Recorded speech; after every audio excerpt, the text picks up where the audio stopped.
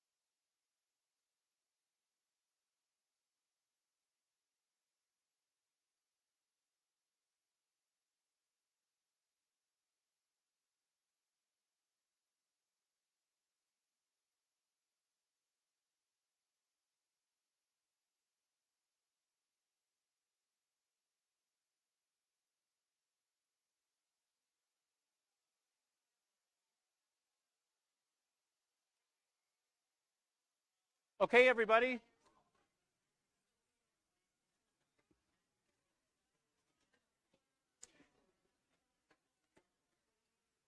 All right, good afternoon. Good afternoon, everybody. Thank you. Happy Friday. Thank you all for being here. I want to start, as we always do, with just a few words of gratitude. So first of all, let me say a special thank you to Alex and the wonderful people at the Stevenson Union for hosting us. I want to thank the amazing staff at the DMC. I want to thank Don and from IT. I want to thank Campus Public Safety. I want to thank our facilities and custodial staff. I want to thank Mary Katie for doing the yeoman's work that she's about to do. I want to thank Sophia and Lillian and all of the ASSOU leaders who are here. I want to say a special welcome to Trustee Thalden and Trustee King, who I think are both in the room. Thank you for your leadership in these very trying times. If you are watching at home or somewhere else and you have a question that you want to ask, we're going to have a Q&A after this, so please send those questions to campusconversation@sou.edu, and Mary Katie is over here to accept those questions, and she'll be able to give them to me. There's a lot of things to talk about today, but let me start with kind of my bottom line up front. I spent 24 years in the military, and in that profession, and certainly in that profession as a commander, I was responsible for the health, the well-being, the safety, life and death of everyone who served under me. I take that very seriously. And I take that same position as the president of this university. Every decision that happens, every good thing that happens, every challenge we face, things that are in our control and things that are out of our control, all of it ultimately rests with me. That is not my way of trying to say, hey, we can't all do better things. But I want you to know that I accept full responsibility for everything that I'm about to share with you. And I take that very seriously. Here's what we're going to talk about. I'm going to give you our current situation, the question that all of you are asking, how did we get here? Discuss some shared priorities, and then next steps. All four of these are really important, and I want to hit on. And then there'll be plenty of time for us to hear your questions and comments. All right, current situation. The SOU resiliency plan that we embarked on this summer, is generally doing what we intended it to do, and it is generally doing it in the time frame that we want it to do. Now, it doesn't mean that we can step off the gas. We still have to continue through that process.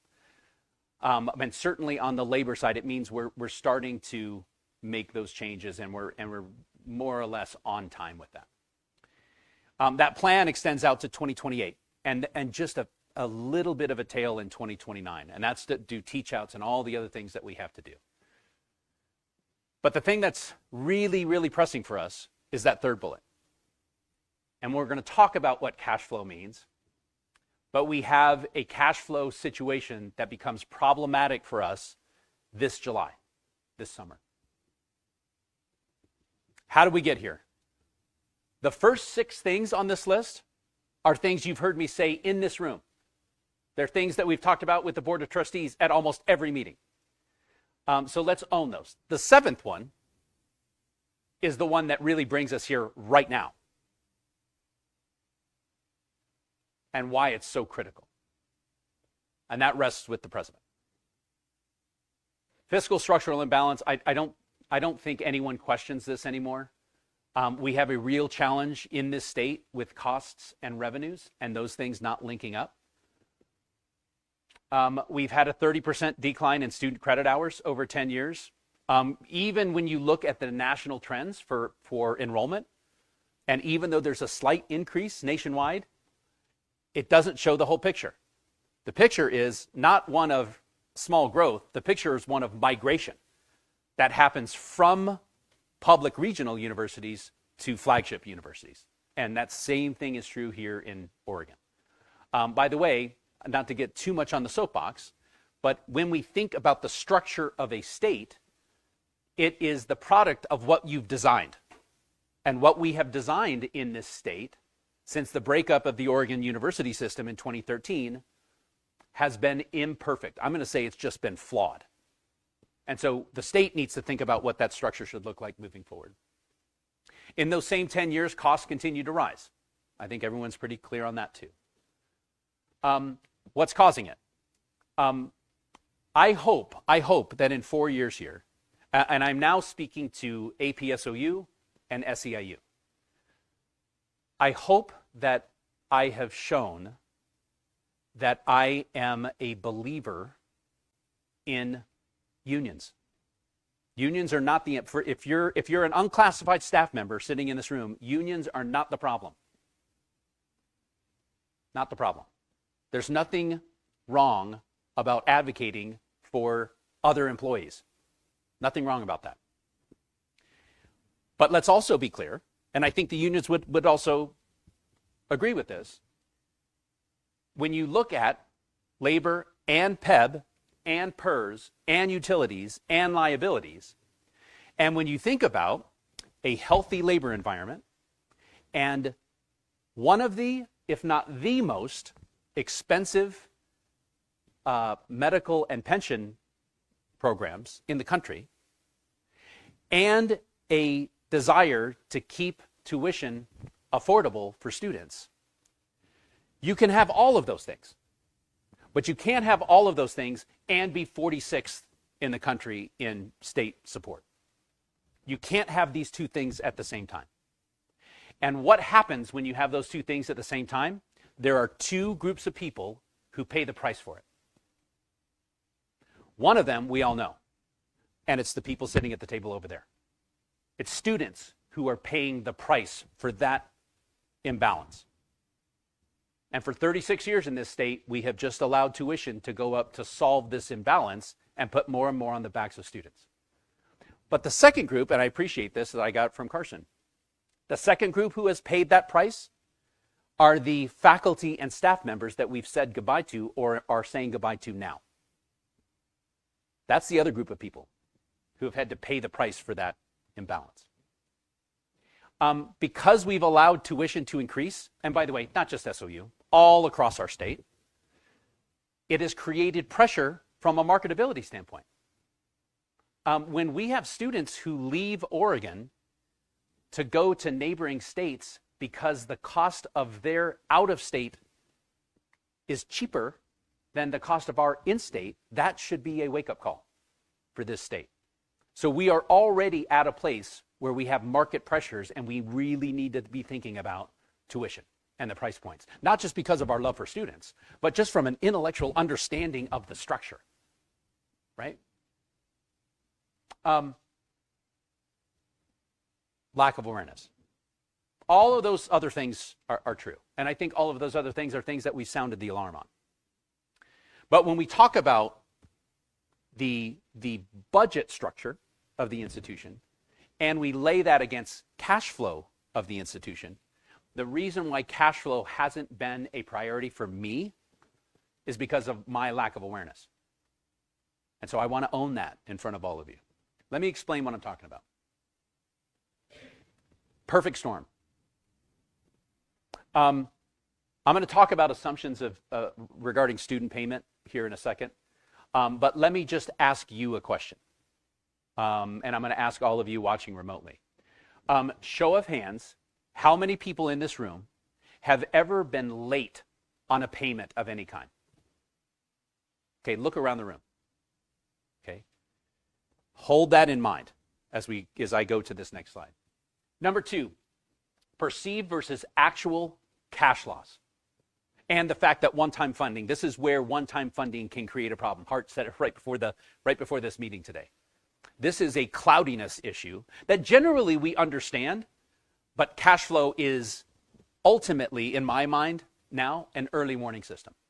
It's the carbon monoxide detector in your house.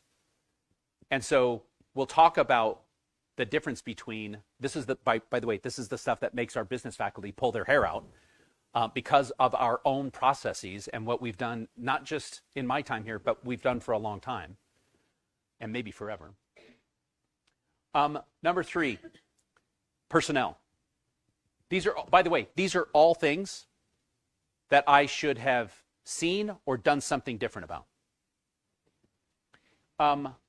I recognized early on in the, and I'm not going to talk about specific people at all. But I recognized early on, as we started to embark on SOU Forward, that we had some challenges in the way we were thinking about fiscal management. I did see that. And so worked hard to try to bring a team in here that would help give us the awareness that we need to make better strategic decisions. Well, in that time, even, and I said this to the board, in the last 3 years, I've had 4 different chief financial officers and 3 different controllers. Some of that, a lot of that, is kind of out of our control. A lot of you know we had a VPFA search and we had a candidate, and 2 weeks before that person got here, took a job in the private sector. Like, we can't plan for that. But we've allowed, and I've allowed, interims to kind of take shape while we kind of brought the team that we needed. I will say this, and it's going to sound gratuitous. When I think about Carson and Josh and Krista, there is a team in place now which is providing more awareness than we've ever had. By the way, that's why we're here, because the team is now assembled and doing the work that we needed to really understand this model better. I'll explain it in a second. But not ideal. Workday. Workday, and I'm not saying this just because Hart's here, Workday is not the enemy here either. When I first got here, there was already momentum that we were kind of go down this road. And the people who wanted to implement it made a very good case. And by the way, the case is still good. There is a likelihood that there will be savings that we generate in the long term by going away from an outdated system. And there's other schools in the state that are in the process of doing it, and every other one is thinking about it. So it's not, but what we didn't, and certainly what I didn't foresee, is that as you make those transitions, we had over a year where, because of the painstaking work at pulling figures from one system to another, we actually didn't have awareness, right? That's not the way it's supposed to be designed. We should have a lot better awareness. And so I've been doing, probably like a lot of you, okay, what else could I have done differently? If I knew then what I know now, there's a couple of things I would have done. Even though momentum had started, again, knowing what we know now, I would have stopped Workday. I wouldn't have canceled it, but I would have hit pause on it. Let us get the team in place that we need to do the work that we need to do, and then work like heck to learn backwards all the things that could have gone wrong with that transition and stop them. Easy. I don't have a crystal ball and I don't have a magic wand, but if I could go back, that's something that I would have done. And then lastly, and by the way, this is maybe one of the biggest issues, is the difference between an income statement and a balance sheet. And for those who don't, and by the way, I don't speak this language either, so let me put it in words that I understand to help you understand. When we think about an income statement, we're looking at any agency, entity, business, whatever, and we look at a finite period of time. And for us, we look at a fiscal year. And it's pretty basic. It's what are our costs? What are our revenues? Are these things matching up? And really, a lot of our fiscal management was really only based on an income statement. And by the way, I absolutely confess that, because when I first got here and we looked at how we were managing our resources, it was very clear. Okay, you know what? Our costs are higher than our revenues. Remember me sitting in here and saying we've got to have R equal to or greater than C. That's an income statement issue, right? And so that led us to go into SOU Forward. That led us eventually to go into the SOU Resiliency Plan. Here's the thing that I of all the things, and I'm going to take, responsibility for all the mistakes. The thing that I am really proud of, as painful as all of the work that we have done and are doing, everyone else in the state is still trying to figure out how we did it without disintegrating. Because no one has done anywhere close to what we've accomplished. Nobody. And we've done it by still being a campus family. Sharing governance partners, union leaders, everybody. And it amazes people around the state. I'm really proud of that work. We're going to talk about viability in a second, because that's an important topic as we look to next steps. Let me give you an example of the income statement versus the balance sheet, just to finish the discussion. Where an income statement looks at a specific period of time, a balance sheet is a snapshot. Like at this moment in time, here's the cash that you have in the bank, here are the bills that are due, and you can kind of get that snapshot. In my opinion, cash flow is one of those things that could easily have been a better early warning for us. The reason why we're not having this discussion 6 months ago is on me. And it's because we didn't have cash flow. We didn't have the team in place to do it. We didn't have the fidelity from Workday. All of these things created this perfect storm so that we didn't have these two things side by side. We do now. And we're getting better at it, which is great. And by the way, this isn't just during my time. I don't know that we've ever done that. So we are now in a place where we are able to make better fiscal management decisions. Let me give you an example.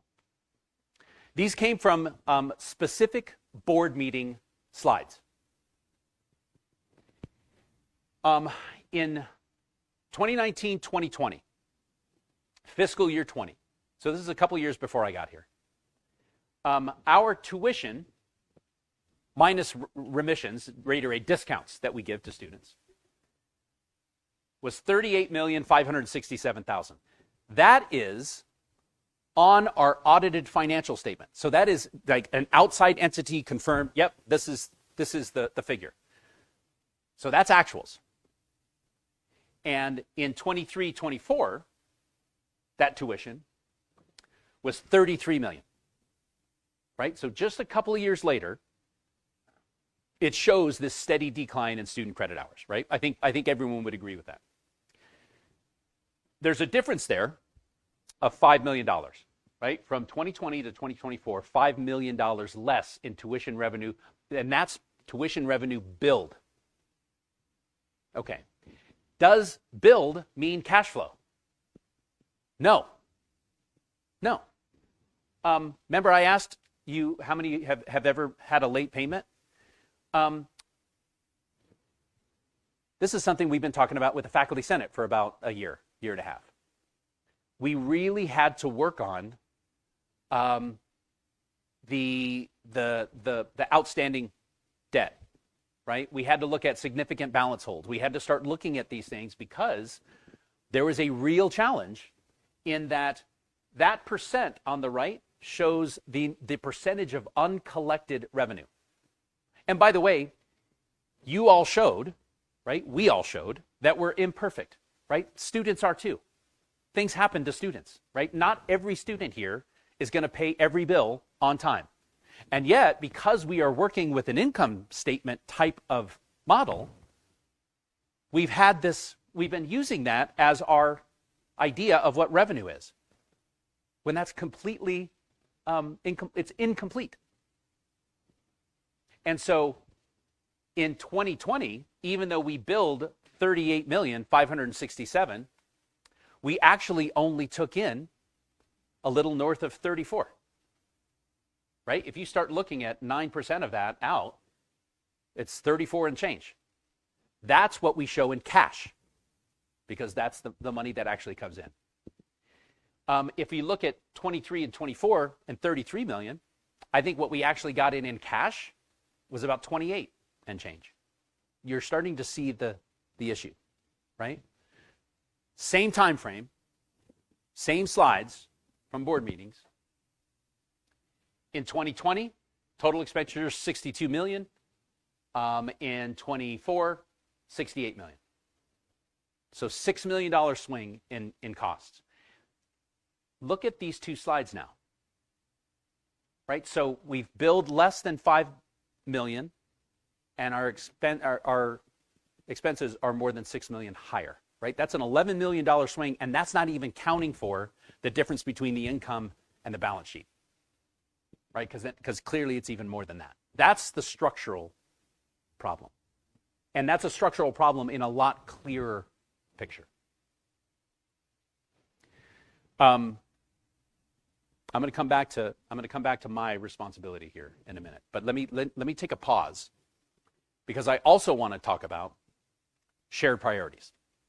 I'm giving you these as mine. These are my offerings to you to consider as our shared priorities. So by all means, poke holes in this. This is where my thinking is right now. And I'm not going to say they are in a priority order, but I think I put them here this way for a reason. The first one I think everyone agrees with, and that is service to students. So we have to make sure that students don't have access or inaccess to higher education opportunities because of the zip code in which they are raised. That shouldn't be the determination of whether or not they have access to quality education. And so whatever we do, we have to make sure that there is an institution here that is of service to students. Second, and this is close, I've shared with you that SOU generates $282 million in economic activity every year. $282 million is what we pump into this economy. And our share, SOU's share of the Public University Support Fund is $30 million. So for every dollar the state gives to PUSF for us, for every dollar, we're generating $9 in economic activity. The reason why we have so many businesses and elected officials and others who are really coming out to support us is because they understand that we are an economic and workforce engine for the region and the state. So we have to do whatever we can to make sure that this institution continues to be that engine for the region. Number 3 is viability. And this one's this is a delicate one for me. I have a lot of different responsibilities as the president, but one of them, in addition to awareness and visibility and fiscal management, all that stuff, but the other that I feel very strongly about is I have to make sure that this institution remains viable as that economic and workforce engine. When I look at what we've done in SOU Forward and the SOU Resiliency Plan, and I look at what we will have in 2028, 29, as we kind of finish that work, I am really of the mindset that we have now gotten lean enough that we are really at the place now where we have to be very, very, very careful about going deeper in ways that could make us now inviable. I testified in Salem this week and said that there is a very thin line between optimum efficiency and complete deficiency. I think we just have to be very, very careful about that, and I think we have to stand our ground because we do need to make sure that we are viable and relevant, not just for the region, but for the state. Stability of faculty and staff. I understand that our primary job is not to hire people. I understand that that's not our primary role. And yet, we're the largest employer in the city. There are a lot of people, and a lot of people in this room, and a lot of people who are watching, whose livelihoods and whose families' livelihoods depend on this institution. That's not lost on me. For the faculty members who are sitting in this room, it's also not lost on me that this visibility timeline and the awareness timeline and my own shortcomings as your president have put faculty in especially a delicate position. Because for faculty, typically the hiring cycle works on about a year-long timeline, right? For a lot of staff members, it could be shorter, but for faculty, oftentimes it's that long. And so if we hadn't done if I had hit pause on the Workday transition, if we had moved heaven and earth to get the Carson and Krista and Josh team humming earlier, if we had done all of those things, I think it is likely that we could have had this awareness of the cash flow challenge this past summer. And I sure wish I could have told all of you last summer, hey, we have about a year where we're going to have this issue, rather than, hey, it is now February and we have this issue in July. Like, that is all on me. And I understand that. And I understand that's what's causing a lot of anxiety. And we'll talk about what our next steps are. Okay. Independence. There are so many different things that are out there in the ether that are talking about what the future of higher education looks like in Oregon. The Higher Education Coordinating Commission recently released a report that is asking now the legislature to direct them to do a study. Among other things in that study, there was the term targeted integration. And that scares the heck out of people, right? And so then that led to the question, okay, well, are we doing mergers now? What's going on? And now we have this real challenge. And so I think there are probably a lot of people in this room who think that what I did in Salem was to start brokering some kind of deal. I want you to hear this very clearly from me. I did not and have not talked to any other institution or any other institution's leaders to talk about mergers. I have not done that. And the reason I haven't done that is twofold. One, because it's really premature to do so. And two, not my job. It's Ashley's job and Barry's job. It's if we ever go down that road, that's a conversation between the governor and boards of trustees and institutions. It's not a discussion that would happen for a president, nor should it be. So we are committed, and you saw the letter that Sheila and I put out this week. We are committed to our independence and to our autonomy. But I will tell you, looking at all of these, I'll also say that everything's on the table. Because ultimately, the primary goal is, how do we make sure that we serve students? How do we make sure that we continue to be an engine? Like, these are all issues. Does that clear? Hopefully that clears it. If not, ask me a question in the questions. But that's where we're at. Okay, next steps. We went to Salem this week. It was we talked to everyone from the governor's office to the leaders in both houses and in both parties and in Ways and Means and all of the key areas.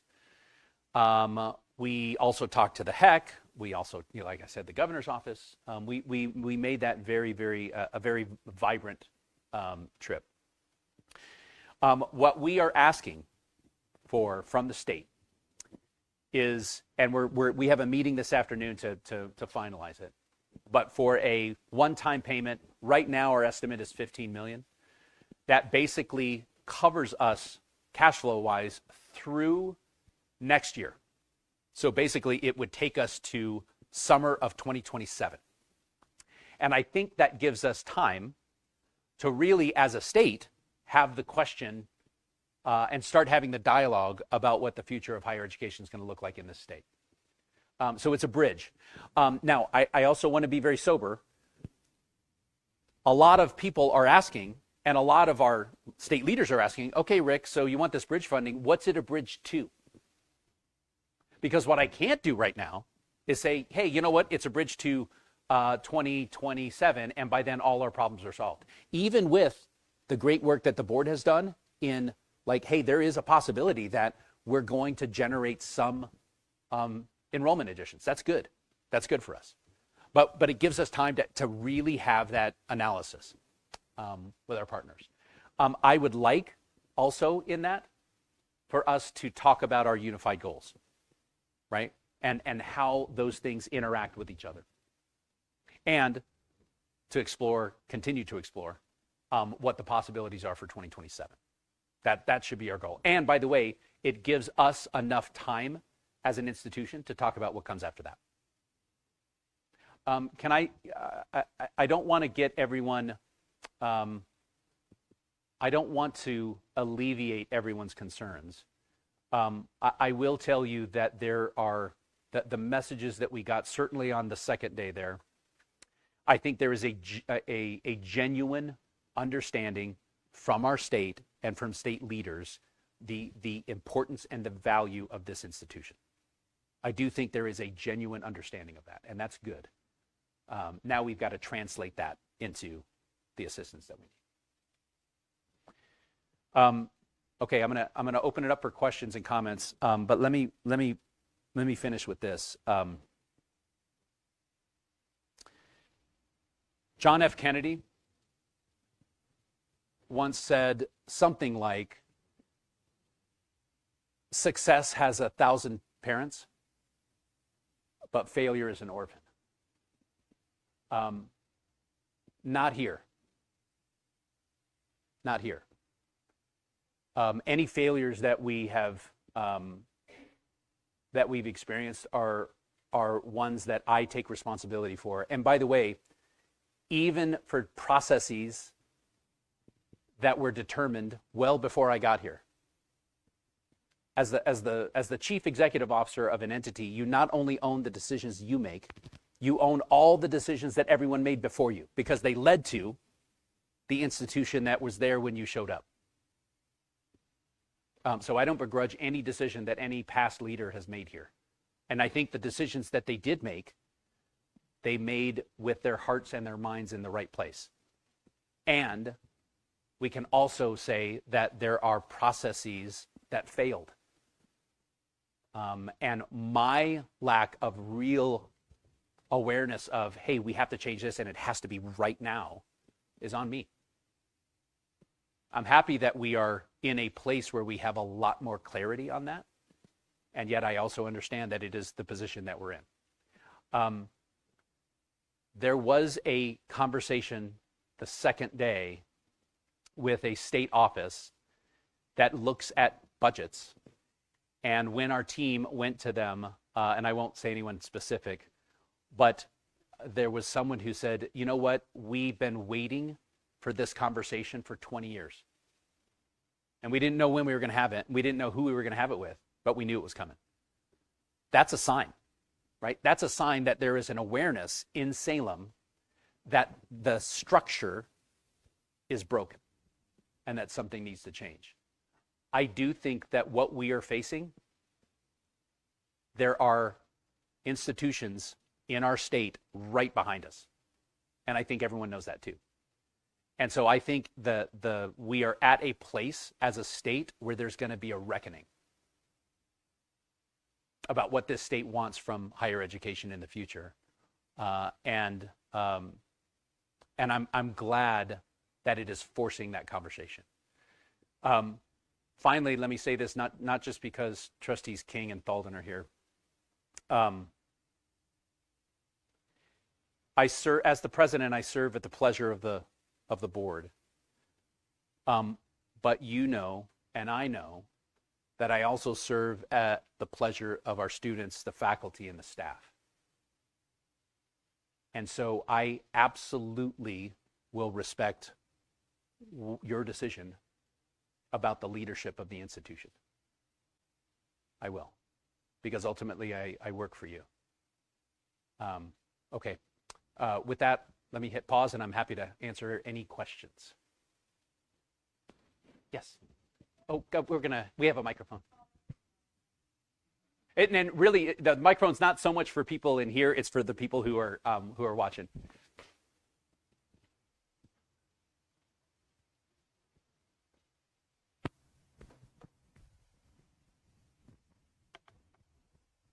Yo, Rick.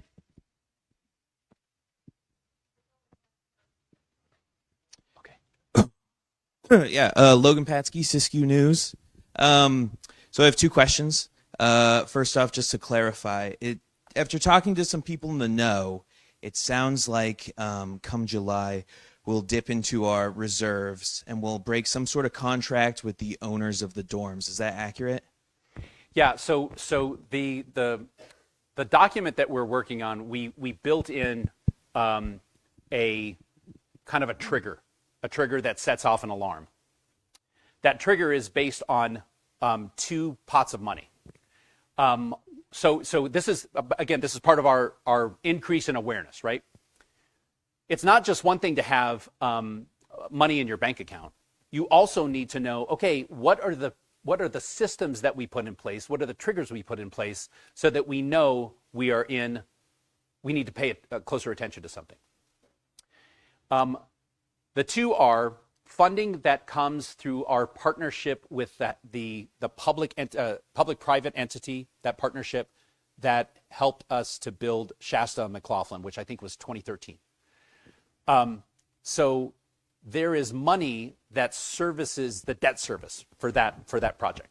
And I want to say, and I'm going to look to the team, I want to say that's about 8.7 million, roughly.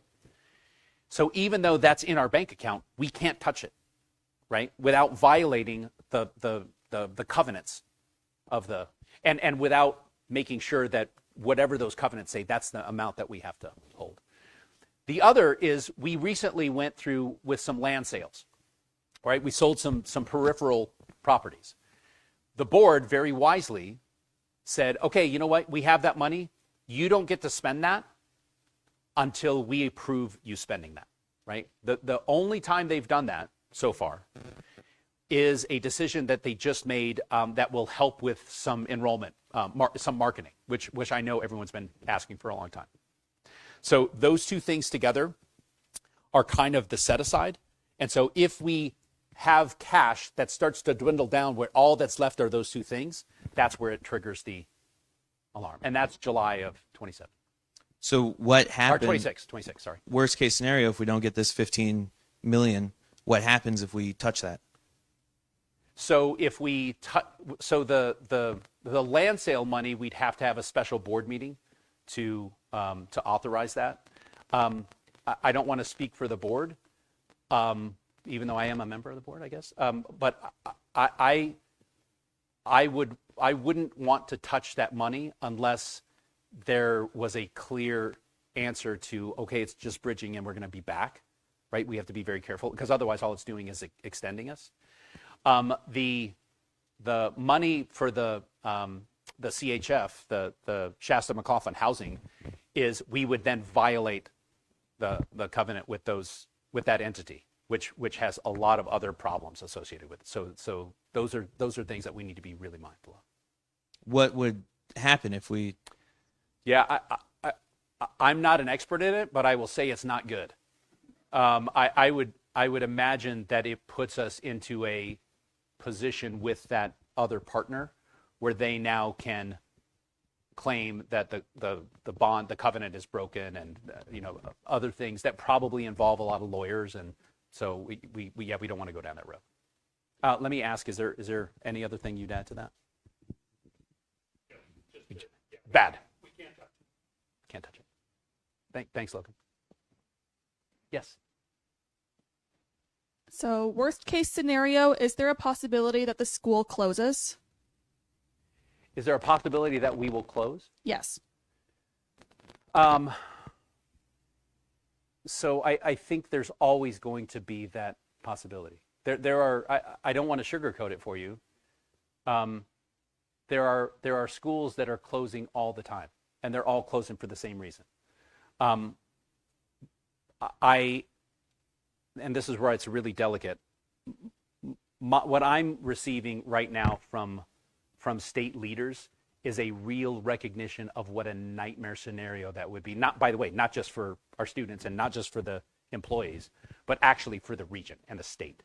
So I do think there is a genuine desire to do everything we can before we get to that stage. I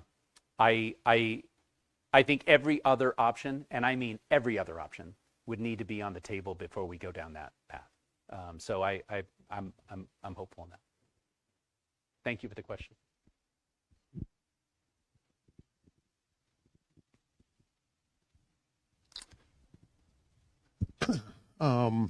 Thank you, Rick. We all know how hard you work, and we all know where your heart is. But I guess I'm here to sort of put in front of everybody some of the hard truths. One of the ones that I think we need done differently on this campus is when you take credit or you take responsibility for everything bad that's happened, we need to start feeling that you're taking others, making others accountable for that. You have not been served well in some cases. We should never have been in February of 2026 without a weekly, daily cash flow. That's accounting 101. And I don't understand how we weren't managing just naturally from the first moment somebody walks into that office. So that's hard to reconcile. I just wanted to share with you, I've been through a bunch of meetings, as you know. You know my love and high regard for you. But the observation I made to Sandra this morning, anticipating this meeting, thinking of the one I was at last night, a couple others, is that what we're going to have is we're going to have a room full of people sitting here looking for reassurance from people that they've lost faith and trust in. And so how do we get that reassurance there? How do we serve the needs of these people here who can't wait until March, April, to start looking for whatever it's going to be? And the answer to the question, yes, we can shut down in July. That is just, it has to be that well known if we don't find a solution. So when does the solution happen? How soon will it happen? And how much notice do we think we can have? Because people need to start making decisions for the rest of their life. Yeah. Thank you. Yeah, I appreciate that, Dennis. Yeah. Yeah, so let me answer your last one first and move back. So we have a meeting this afternoon with, and by the way, we're kind of working around the clock. So we have a meeting this afternoon that will include the governor's office. It'll include the HEC. It'll include the state's chief financial officer. It'll include the legislative finance office. So and all of them kind of digging in and having this conversation. I think we will have, because of understanding your point about the urgency of this, I think we will have clarity on the path shortly, like within the next week or two. Like that's how fast I think we will have that that path. The legislature's in the middle of the short session right now, so they're working on what they're gonna spend money on. We had an economic forecast that came out on Wednesday that was about as good, considering what we thought it was going to be. That was about as good as it could have been. None of that is a guarantee at all. But I think I think we will know a path here very soon, and I'll make sure that you know. In terms of the trust, Dennis, everything I showed you, and everything that have brought us to this place, I understand. I understand that I can sit in front of you and say, I can sit in front of the board and say, okay, these are the numbers. And really, there are times in the past where that has been woefully inadequate. So I'm not asking, and I don't think it's fair for me to ask for complete trust. I'm hoping for it. But I also understand the role that I've had in this, and I also understand that in order to build that, in order to get back to that place, there might need to be someone else who leads this institution the rest of the way. I'm conscious of that, and that'll be a decision for you to make. Yeah. My name is Asher. I'm a student here. I'm graduating next year. My sister is planning on coming here next year. She's a couple grades younger than me. She's been super excited. Part of the reason she's coming here is because I've had such a great experience here. But as her older brother, I just don't know. Without a conscious plan for 2027, say we do make the gap for the bridge, 2027 hits. I just feel like it's so hard to recommend her coming here when you just don't have any specific plan for 2027. I have a lot of friends, this is their first year here. What are we going to do in 2027? Worst case scenario, best case scenario. When are we going to get an idea of that? I feel like we're so it's 2026. 27 is not that far away. I feel like the students deserve more explanation. This is the first I'm hearing about this as 2026. I know the big problem has been lack of awareness, but 2027 is close too. Yeah. And I feel like we deserve, as a student population and incoming student population who have probably not even heard about this yet, an explanation for what exactly is going to happen if we do make this gap. Yeah, no, it's great questions, Asher. So let me start with my question to Professor Slattery about, my answer about, we are kind of round the clock right now working on what that plan is. I think within the next, and I wish I could give you a specific date, I think everyone in Salem is so focused on this right now that I think within the next week or two, we will actually have not just we have a bridge to 2027, but I think there will also be probably some very clear direction of what comes after that. So in other words, the state is interested in a long-term solution. And they understand that there are other institutions that are also right behind us struggling, right? So this is the reckoning that I was talking about. I think there will likely be here's the plan. Here's our bridge to summer of 2027, and here's exactly what it's going to look like afterwards, and what we will need to do between now and then to make that work. So the very last thing I talked about, and this is what I don't want everyone keying in on it, but the goal is to make sure that there's an institution here. The goal is to make sure that your sister has a full 4-year experience. The goal is to make sure that we have that stability.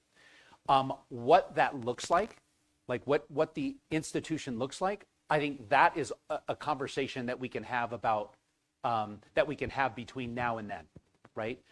Is it something, does it involve a stronger partnership with another institution? I think those are the things that are, and again, not my role. That's really where the governor and the board and others will start to have that conversation. So my promise to you is, it's not going to be, okay, Asher, we're good till 2027 and that's it.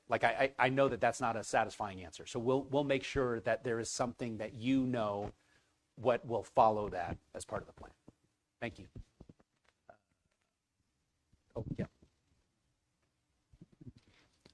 Hi, I'm Barry Thalden. I am on your Board of Trustees. I am the longest serving member of the Board of Trustees, having been in that role for 7.5 years. So Rick is not the only one that takes some responsibility for where we're at. I think the board feels that very strongly. But I want to respond to the question over here. Is this institution likely to close? My answer, and this is my personal answer, absolutely not. And I'll tell you why. First, Board of Trustees has done 3 things that have been very significant to actually save the university. 1, SOU Forward. We've all seen the impact of that, and most of you have felt the pain of that. 2, SOU Resiliency. We've all seen the impact. We're feeling it now. And those were big moves to change the course of the university. And 3, which was just approved, so give us a chance, just approved last week, is almost $1 million for marketing to change the course of the university from enrollment dropping to enrollment increasing. you have to understand that over the last 10 years, every single year, enrollment has dropped. And as Dr. Bailey pointed out, 10 years, 30%. So for the first time, we are addressing, with money, a program to increase enrollment. And if you were at the last meeting, you heard Dr. Bailey put together a goal of plus 1%. Plus 1% instead of going down more than 2% a year. And that would be every year. And I can tell you that the Board of Trustees has demanded two things that has been talked about. One is what happens after 2027? What do those numbers look like with the assumptions of what we've done already, the decisions that we've made? How does that play out? We have demanded to see those numbers. And secondly, we have demanded that the plan that's put together to increase enrollment looks like a plan that is going to succeed. And part of that plan that Dr. Bailey didn't mention is the hiring of an outside marketing consultant that their purpose is to help us understand what's special about SOU and why people should want to go here as opposed to anywhere else. And this consultant has been incredibly, they've talked to several. These are the people that are experts at advising universities on how to increase enrollment. We will never cut our way to success at this university. We have to grow our way to success at the university. And I don't really care if other universities are losing students. I only care about SOU. We are going to get the students that they are losing. Thank you, sir.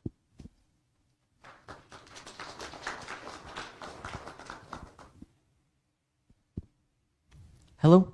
Hi. Hi. My name is Rory Johnson. I'm reporting on behalf of the Ashland News and of Siskiyou, the Siskiyou News.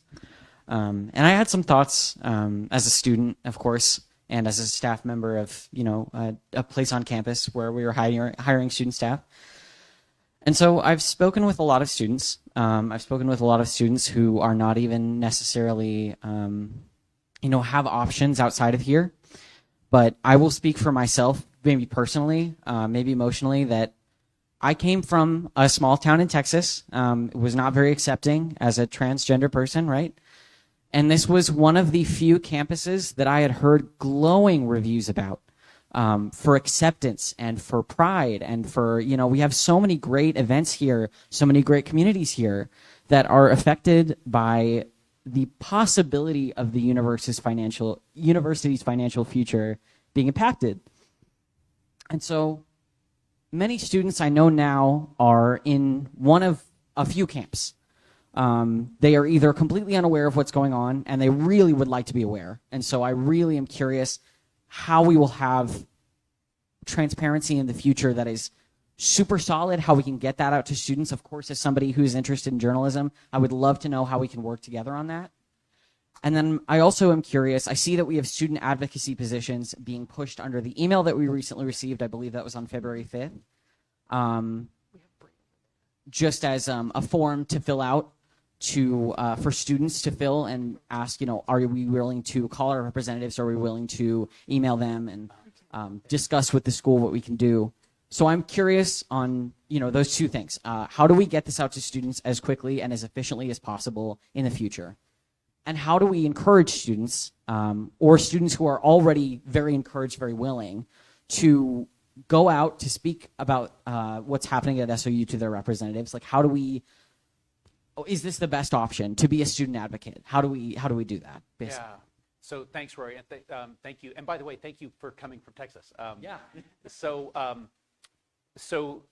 But in some ways, I have the same answer to both of your questions, and it's going to sound like a shameless plug for ASSOU.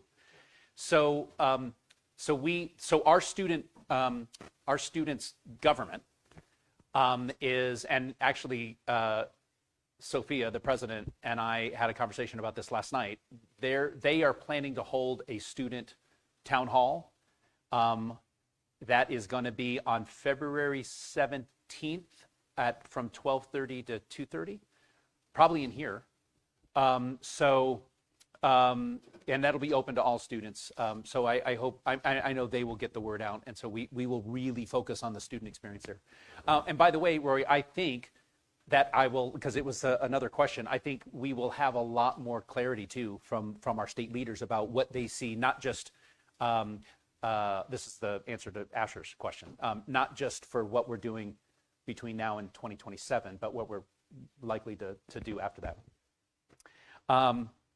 And then the other one is about advocacy. And so I know that ASSOU is working on a kind of a unified student letter to our state leaders to say, hey, you know what? You have, state of Oregon, have taken us for granted for too long. And by the way, not just speaking for current students, but I'm just going to say for 36 years worth of students in this state. But I also know that there will likely be buses that go from here up to Salem from time to time. I know we have legislative days. I don't have the exact dates. But we'll make sure that we do some kind of outreach that goes to all students. And I'll make sure, and through Sophia and Lillian, that we get that kind of messaging out so everyone knows where there are opportunities for your voices. As much as you know, people are used to hearing me, you know, jumping up and down or testifying in front of, when students do it, it's 10 times more powerful. They're used to hearing me yell and scream. It's better to, so thank you for being willing to be one of those voices. Yeah, yeah. Oh, wait, what, Maisie, with the mic. Thank you. Thanks. My name's Maisie. I work with our Office of Government Relations. That's kind of our role. We connect people with the state. We do a lot of really fun work with ASSOU. We're really grateful for everyone's participation. I do want to create a little context. We're taking almost 30 students up to Salem on Thursday. So we have these efforts going out. That form that got sent to you is essentially a contact form for our office. It gives us some context about who you are, where you're from, what you're interested in helping us. Not everybody is interested in testifying, but a lot of people are willing to write letters, for example. So however you are willing or interested in supporting, I would heavily encourage everyone, students, staff, faculty, community members, fill out that form. We'll be in contact with you guys. Session just started on Monday, so we're kind of in the process of figuring out when different events will be happening. It's a short session, so it's kind of a scramble for about 5 weeks. But yeah, we have events going. There will be more outreach. If you are interested, please fill out that form and we'll make sure stuff gets to you. Thanks. Oh, me first. Okay, thank you. Hi, I'm Connor. I'm also a student. And to echo the other students' points here, there's this push for student advocacy. What can we do? We're coming in here. We want to know what we can do. And I think that I would like to offer maybe a sort of correction of the narrative that has been placed on students, is that we shouldn't worry. You're going to solve this problem. You're going to figure this out as administrators, as faculty, as staff, as the board of trustees. And yeah, come fill out this form, come do this little bit of advocacy, but you shouldn't worry. You should focus on your research. You should focus on your art. You should focus on your classes. I don't have that privilege. One of my majors is sunsetting. The other one is being forced to run on fumes with too few faculty to handle the students that they have. One of my minors was threatened to get cut, and one of my favorite professors is being forced to leave at the end of this year. I don't have the privilege of not worrying. Yeah. And I think that students have been removed from this process as part of protecting us, as part of you should get to have fun, be a kid. But the truth is that I'm an adult. I pay bills. Let us help. Invite us into more of the process. Allow us to participate more meaningfully in directing the future of this university.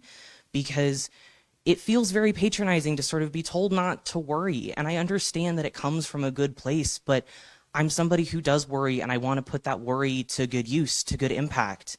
Because the message to students about not being afraid, it doesn't sit right with all of us who are coming here to ask how we can help. Let us go into high schools. Let us go talk to the other young folks to get them to come in, to tell them that college is good and fun, and offer advice on how to apply for scholarships. As a writing tutor, I would love to help younger students come in and figure out how to apply for scholarships, how to write college application essays. I would love to go in and talk about because I think a lot of the problem with majors that are small is that we don't talk about them. We don't tell students what they can do with them. We don't go in and we don't get the students when they're young and they want to go to college. And I think that if we invite students in, university students, to go out into the community, to go up to Salem to advocate as more than just a form, right? Like if you're a professor, if you are a staff member, if you know a student who wants to participate, please invite them. Do more to ask more of us, because it's our future that we want to fight for too. Yeah. So thank you, Connor.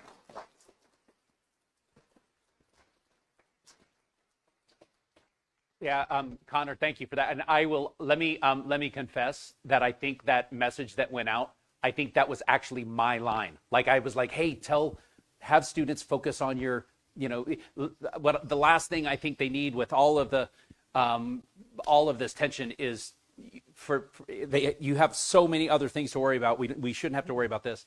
You are totally right. I just, and the way you explained it was really well done. And I the last thing I want to do is be patronizing. And so I sit here corrected. Thank you. I think you're right. I think anything that students can do to carry the water for this institution, it just makes us stronger. So thank you for that. It's me. Oh, Okay. Oddly enough, I had a conversation with my chair this morning, and we were having, do we talk to the students about this? Do we not? We don't want to worry them. And my response is they're adults, and they should have a say in their future. So I'm speaking not to you, but to the students. I do want you involved. I was an organizer. This is what I actually want to do. We are going back. I was in Salem all day yesterday, and they have an easy time saying no to me. And they have an easy time saying no to you. But they'll have a hell of a hard time saying no to you. So I will cover the cost of an additional charter bus if you will go with me next week and stand there with me. I want you to talk to them. I want you to make them tell you no. And if you'll do it, reach out to Maisie, reach out to Sophia, reach out to me. I will take you. Let's go. Find me. got it. I'm serious. Thank you, Sage.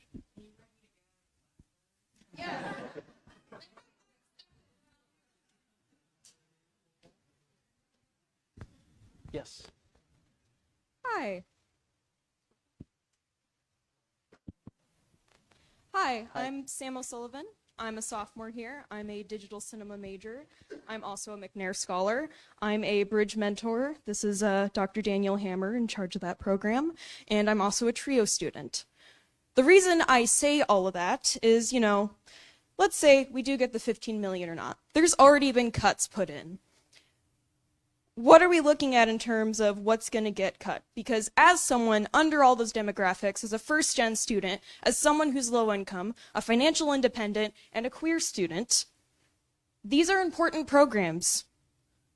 What's going to get cut if, hypothetically, we do get that 15 million or not? Because we've already seen things being threatened.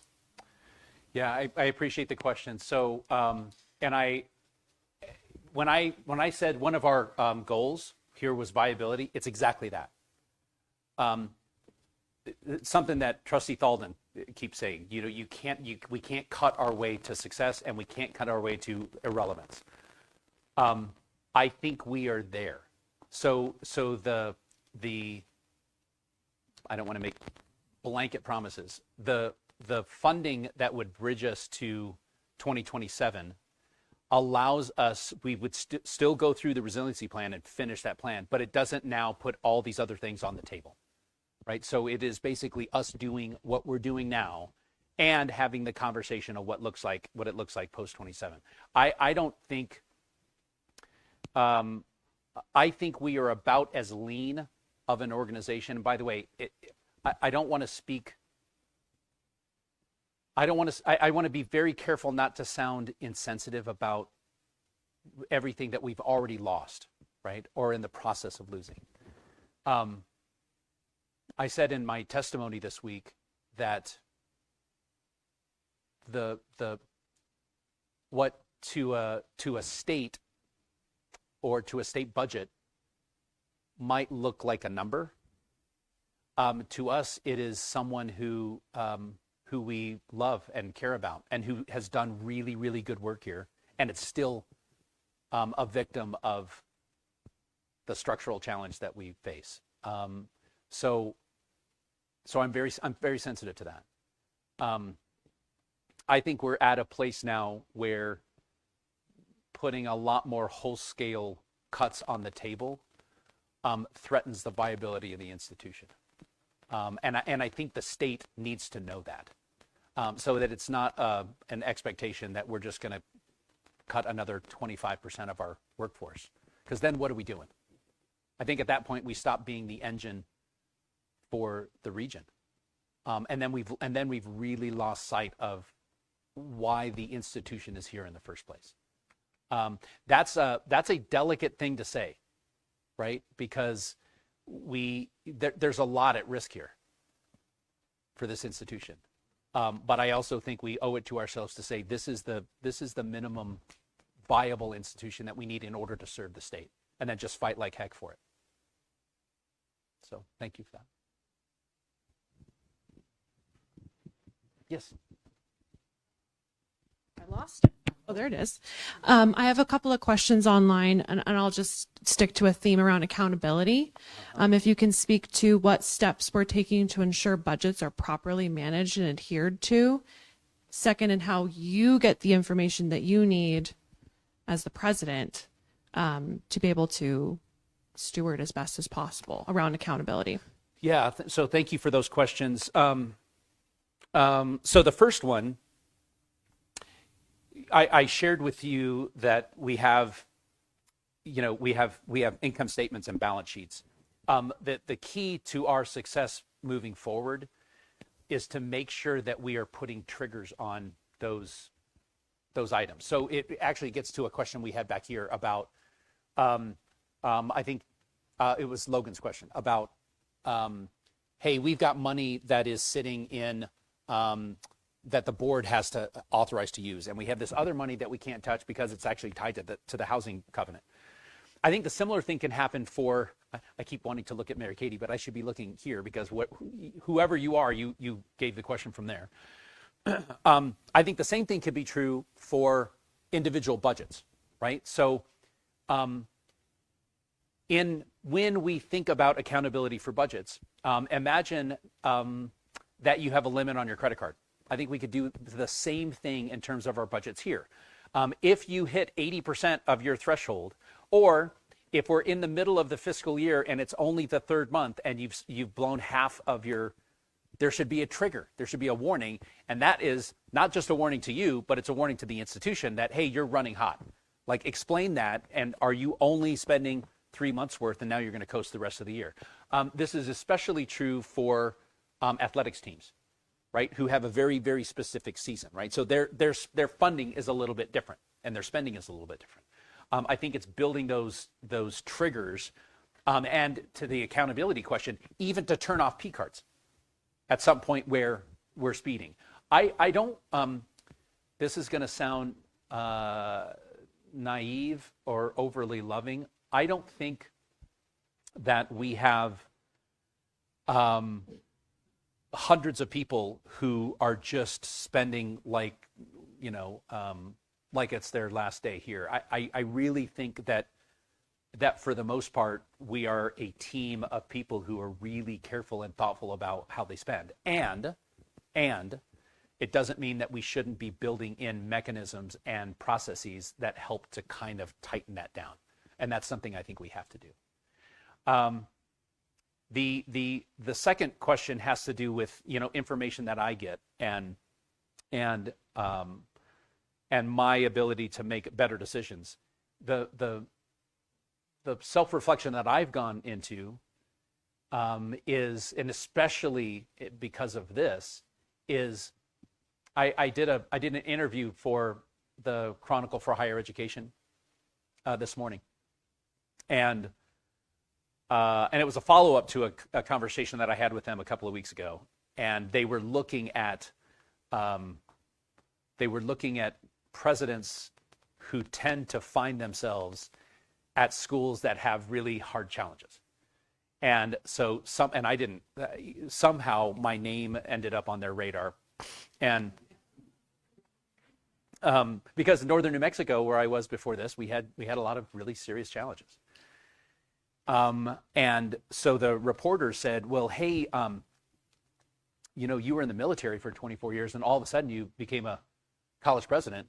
How did you know about accreditation? How did you know about Title IV money? How did you know about philanthropy? How did you know about, I didn't. That's not, president shouldn't be the one that comes in and has all the answers. The president should be the one who comes in and asks the best questions. And then has really good people who provide those questions. The wake-up call for me is, and as I look back, and of all the things that I'm really proud of, and I'm proud of a lot, but I think my biggest critique is there are questions that I did not ask that I should have asked.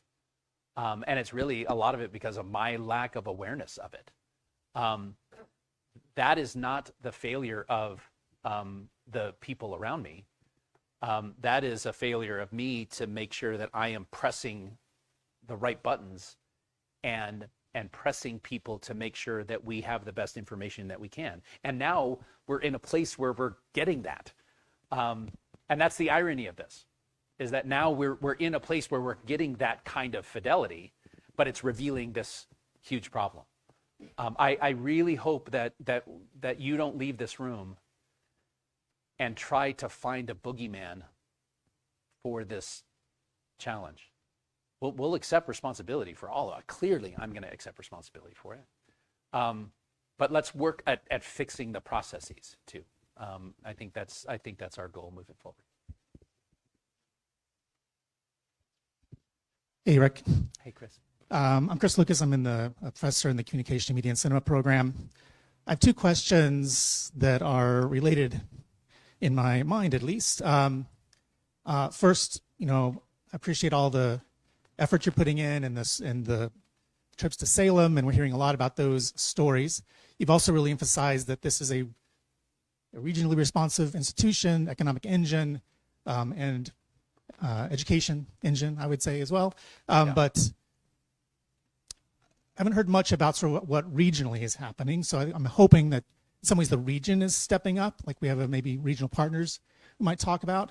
And the second part of this question is, I just want to let you know that I'm hearing a lot of skepticism about the money spent on this marketing consultant. In part, I think because it is a consultant, and we know that the resiliency plan, part of the promise of that was to rethink, rebuild, or build out our marketing. And so I'm wondering, I guess a lot of the questions I'm hearing are about whether we're going to actually put some people power into that, as opposed to consultancy, maybe a national consultant, where I think our sense is there's a lot of energy that we could do regionally to improve the marketing. Yeah, great points, Chris. So let me start with that and then talk about the partners. And this is going to sound like an overly simplistic answer. So we're going to have a faculty senate meeting on Monday, and I know that there'll be a lot of discussion. Same with staff assembly, same with the unions, same with our students. So I think it should be a both and. So the swell, this kind of upswell of support that we're getting from students, faculty, staff, community members is pretty inspiring to me. I'm not just saying that, I'm not just offering platitudes. The fact, and I'll use faculty as an example, the fact that faculty are organizing themselves specifically in marketing teams and social media teams, and like that's, I don't I've never even heard of that before. That's pretty remarkable. And I have been to institutions, I won't give their name because their presidents are friends of mine, where I've actually heard faculty members say, hey, my job is in the classroom. That everything else is someone else's responsibility. That's not happening here. And that's really, really inspiring. So,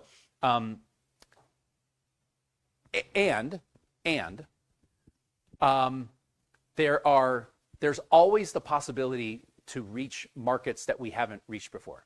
There may be other students from Texas who are interested, who read Campus Pride and say, SOU is the only school, by the way, it's going to sound like a shameless plug, SOU is the only school that's been on their top 20 list for 13 years, since its inception. Like, we're the only one. There are some opportunities there, right? In terms of, it shouldn't just necessarily be a broad, billboards on the highway. It should be targeted to say, hey, you know what? Here's SOU's sweet spot. Here are the kinds of students and the things they're interested in for whom SOU could be appealing. And then let's really spend precious resources in a way that kind of really gets the most effective use of very precious resources. I think that alone is actually insufficient.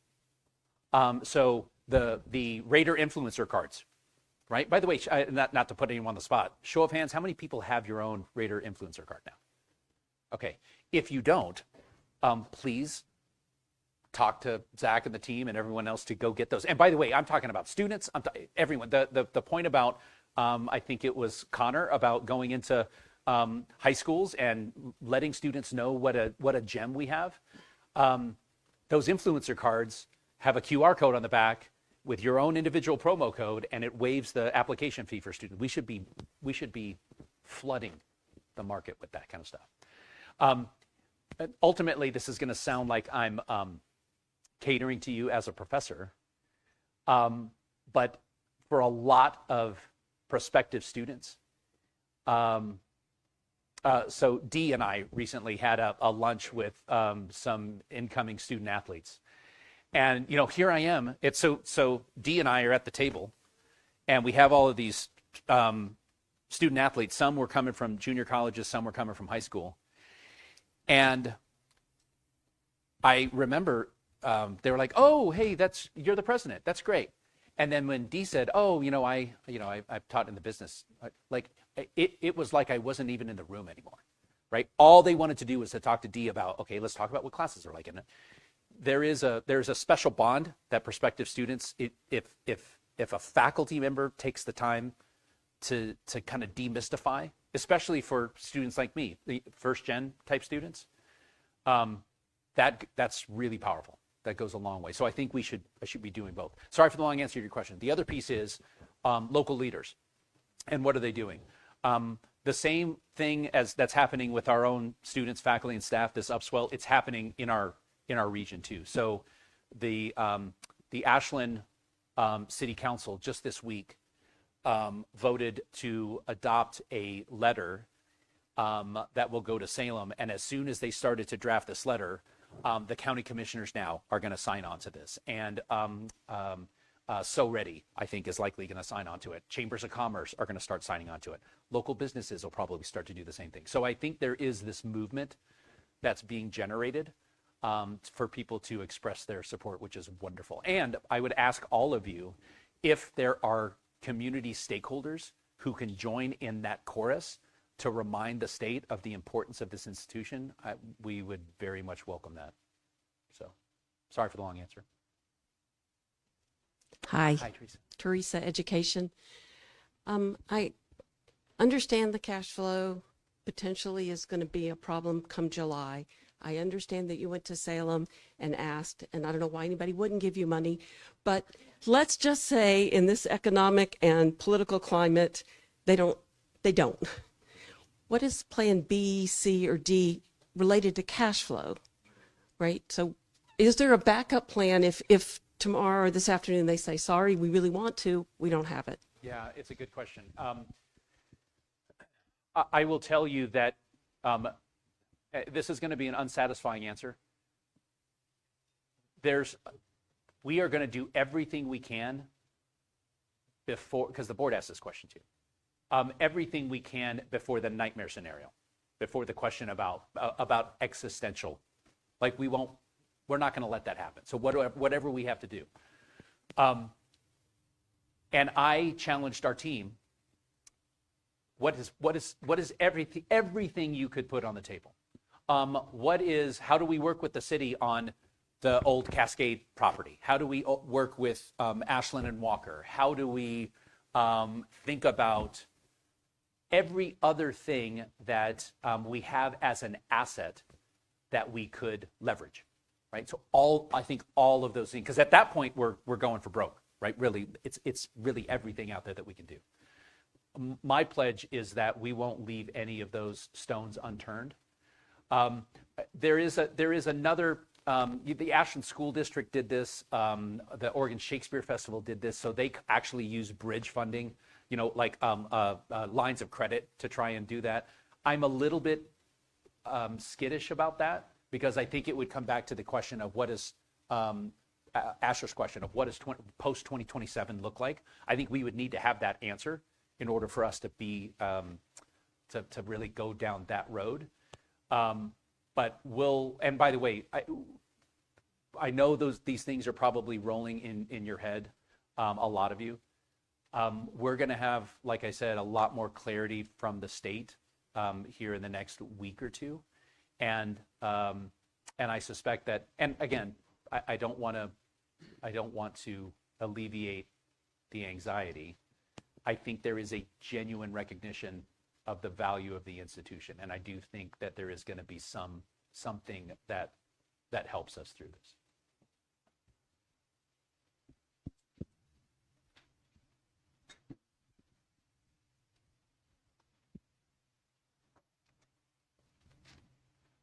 This is a question for you, President Bailey, but maybe a question for Carson. There are folks in this room that were aware of the issues with budgeting in Workday. Where are we now, and can we trust it?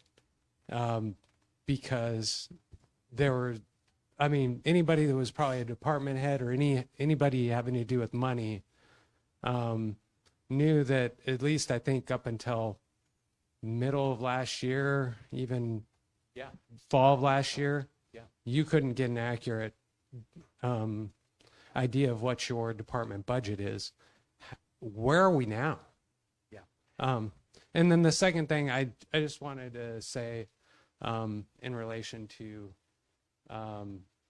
some of the other comments, change of leadership at a time when we're already facing issues of stability is a really difficult ask, and I'm not really sure that's the right. And I want to say, for me, it's been a tough road, but I think we have to ride with the team that we have just to get through this. And that's just my personal opinion.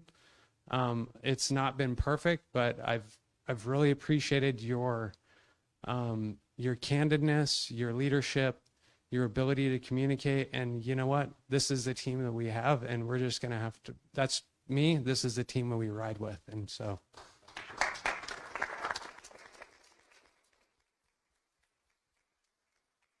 You want to talk about it?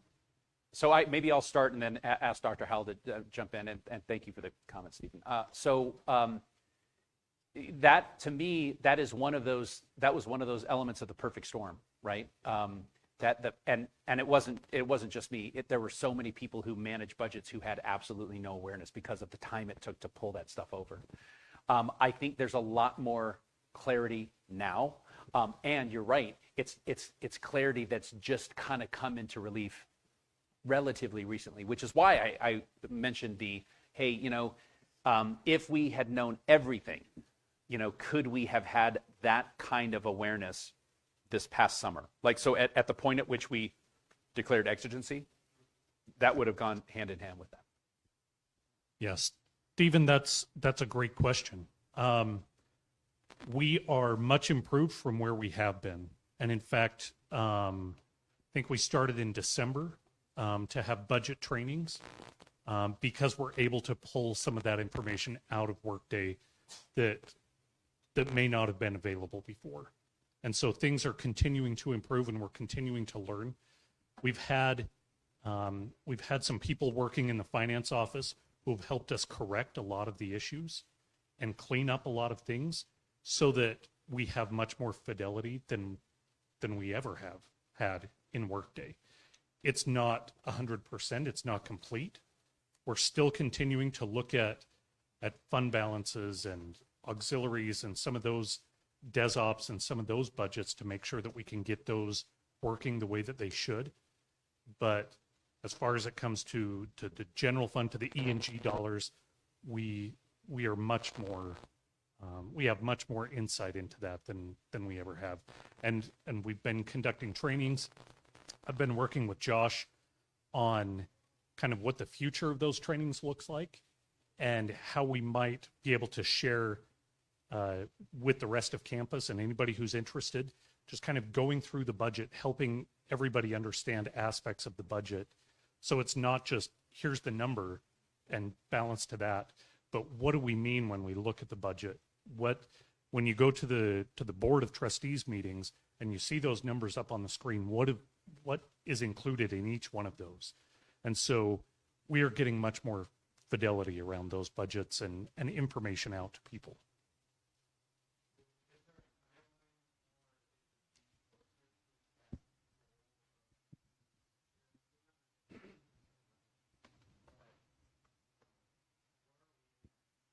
So for those at home, Stephen's follow-up question was, is there a timeline really, even though we'll never get perfect fidelity, is there a timeline where we'll start to have a kind of where we feel really confident that what we're looking at is, yeah. That's a hard question to answer.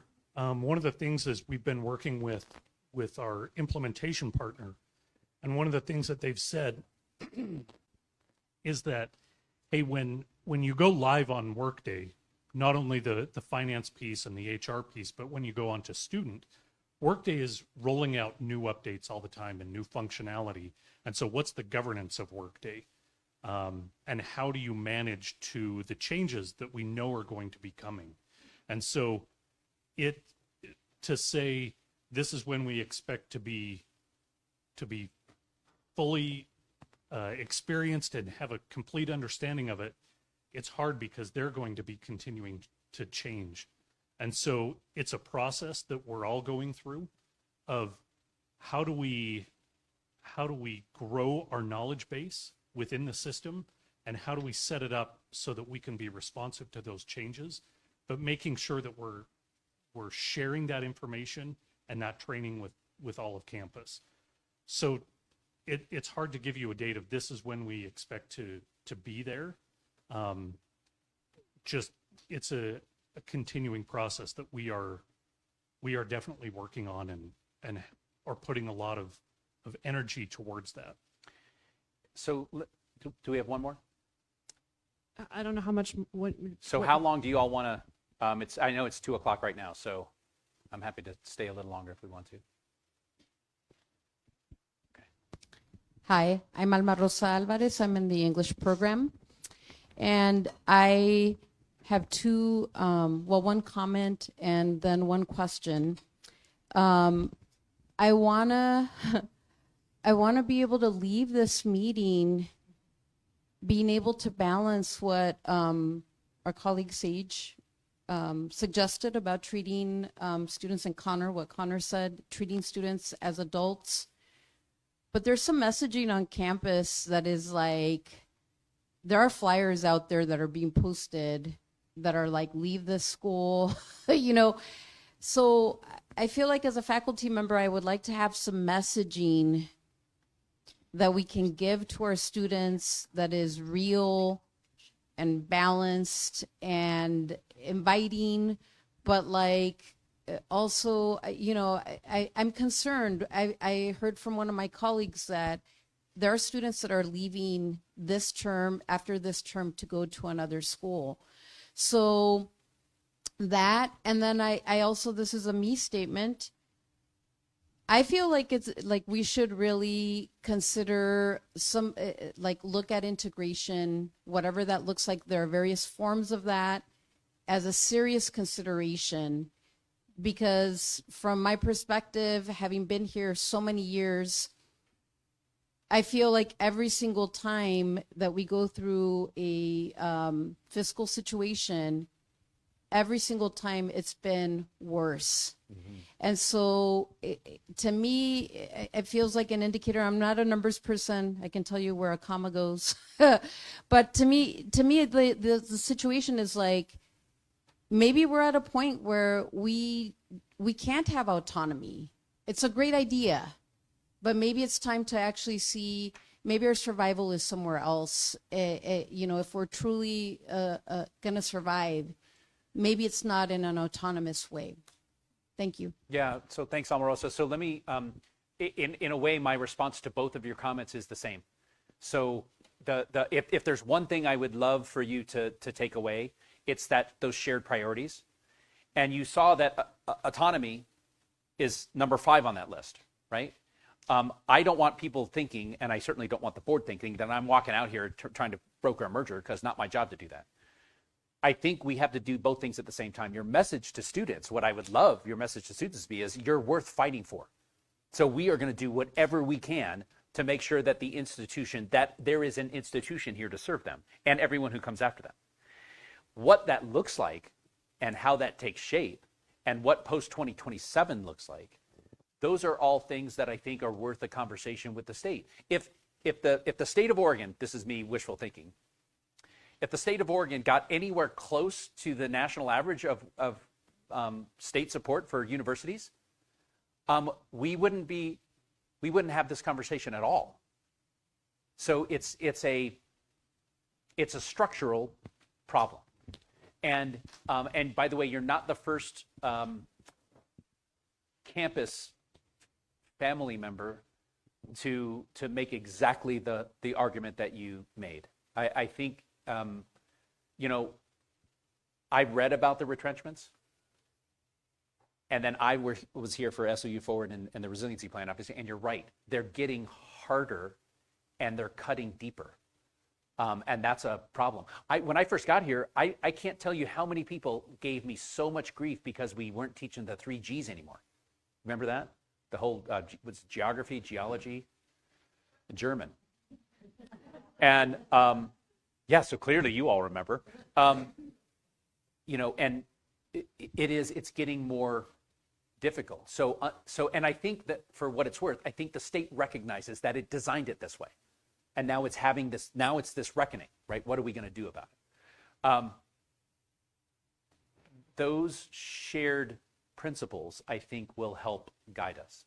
And if at the end of the day, that type of exploration is the thing that will help the institution move forward, then I think the governor and our board and other will have that conversation. But we need a little more response from them first. Yeah. So yeah, it's not like you just turn the logo over. I get it. Yeah. Hey, Rick, I don't know how much more questions you'd like to do. If you would like this to be your last question, we could end with a student. Perfect. Okay. Perfect. Yeah.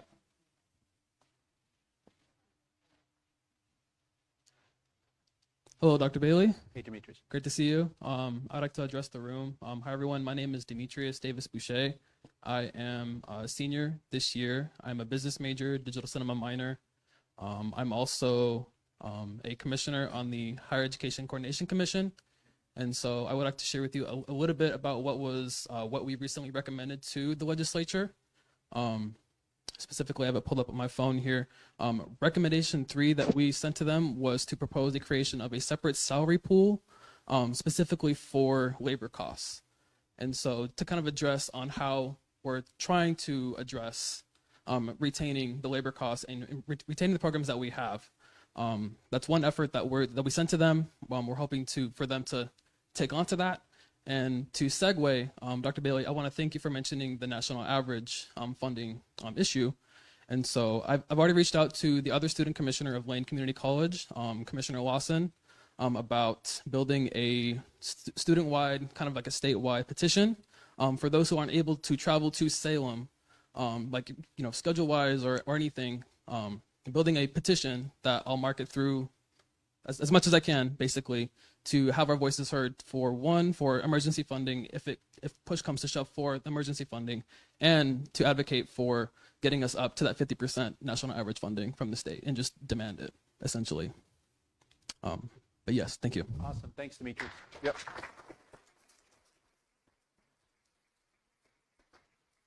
So I'll leave you with this. I mentioned that the town hall that we'll have with ASSOU on February 17th. I know I'm going to be, Dr. Shillman and I will be at Faculty Senate on Monday. I've already talked to Sage about a separate meeting with SEIU. I'm happy to do that with Stephanie and staff assembly, and Dr. Anderson and APSOU. So if you want to continue with very specific dialogues, I am absolutely open and willing to have those meetings with our partners. I'll be in Salem again next week for legislative days, and obviously this is the topic that will be. So as we get that information, we'll make sure that we share those with you. I'm gonna quote the chair of our faculty senate.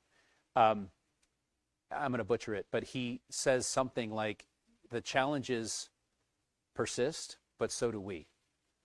Like, make that the mantra as we go into the weekend. This university and our students are worth fighting for, and that's exactly what we're going to do. Okay? All right, everyone. Thank you. Have a good weekend.